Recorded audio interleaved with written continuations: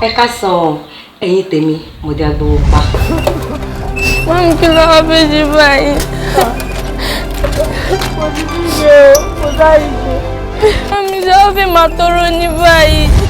Gbogbo ilẹ̀ tí mo dé agbowó pa tẹ̀lé ìrìn tàkìtì ṣẹ́rí tí mo mú wá tragic movie ni. Mami, ẹni mo ṣe.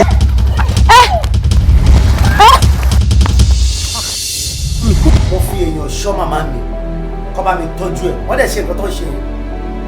Kì í ṣàdéhùn tó wà láàrin mi àtọmọ yẹn ni ọmọ lóyún fún mi ó dẹ̀ ní kó bá mi tọ́jú ẹ̀ àwọn dẹ̀ lé lọ.